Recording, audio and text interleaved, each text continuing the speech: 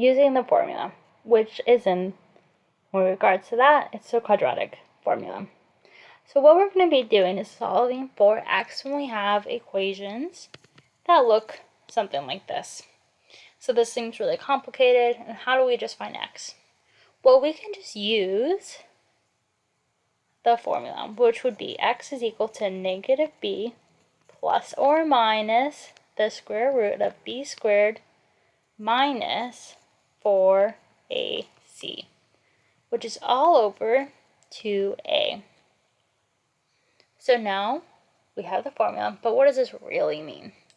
Well, say we're given either, say, a positive x squared or a negative x squared.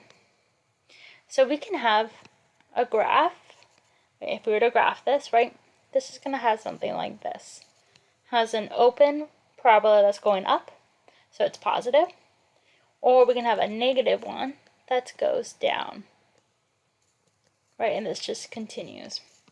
Now, what we're solving for in either of these cases is the x value when y is equal to 0. So it's these points. Now, granted, these can both be positive, both be negative. One can be positive, one can be negative. It just depends on the equation that's given. But the point is what we're solving for is when x is equal to these points. So that's all we're solving for, is what x is when y is equal to 0.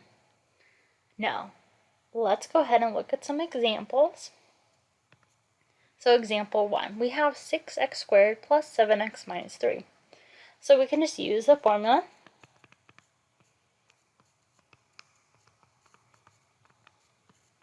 Now let's go ahead and fill in all these numbers. Well, what does this all mean, these numbers? Well, if remember this is what it looks like. Well, a then is equal to 6, b is equal to 7, and c is going to be negative 3. So we always include the minus sign if there is in front, or a negative sign. So now we can go ahead and plug in our numbers. So negative b, so that would just be negative 7 plus or minus, right? Now we have 7 squared minus 4a, which is 6, c, which is negative 3. You can just put these all in parentheses too if you ever. And then all over 2a. So now we plugged in all our numbers. All we have to do now is go ahead and solve. So let's go ahead and deal with the negative 7 here. We'll just leave it as is. So we have 7 squared, which is 49, because 7 times 7 is 49. Then we have minus 4 times 6 times negative 3.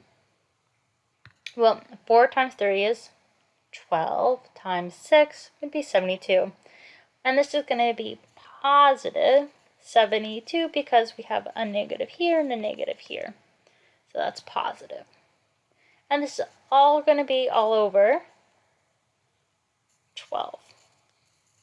Now let's go ahead and keep working on the square root. So we have 49 plus 72. So we can go 49 plus 72. And then we just go ahead and take the square root, which we get 11. So we can go, let's just go over here, negative 7 plus or minus 11, because we already took care of the square root.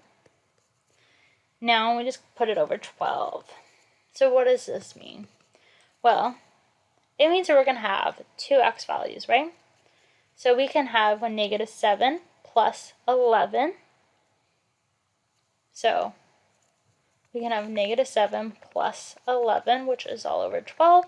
And then we have negative 7 minus 11 all over 12. So what are these values?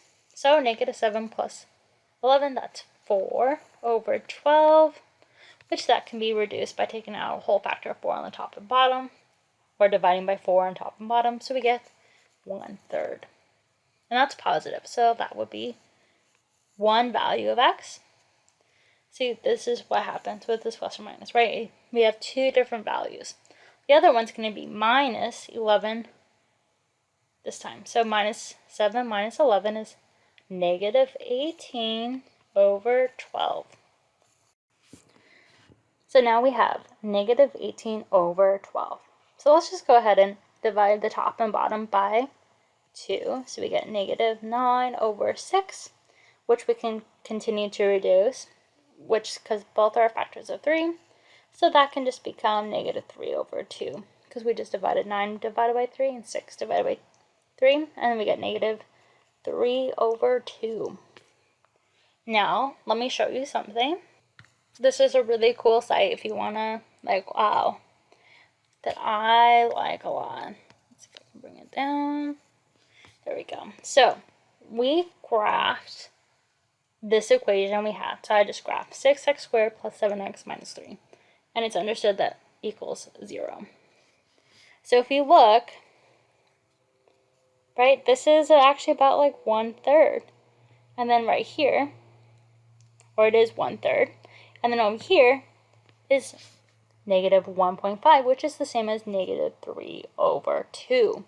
So we know we solved it, right? Because by plotting it, we can see when y equals 0, because those are the x values. So we know we did it right. So that's how we can double check. Now let's go ahead and now look at another example.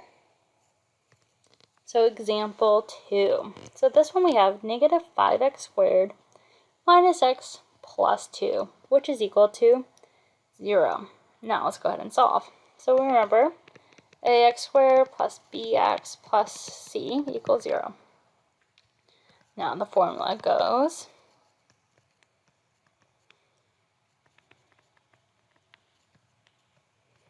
and this is what x is equal to. These two values that we're going to get out of this. So our a for this is going to be negative 5. Then our b is going to be negative 1. And our c is going to be 2. So now let's go ahead and plug in all our numbers. Alright, so we have b that goes here and here. We have a, which goes here and here, and then our c value, which is here, will go there. So let's go plug it all in. So we have negative b, so negative and a negative is going to be then positive 1.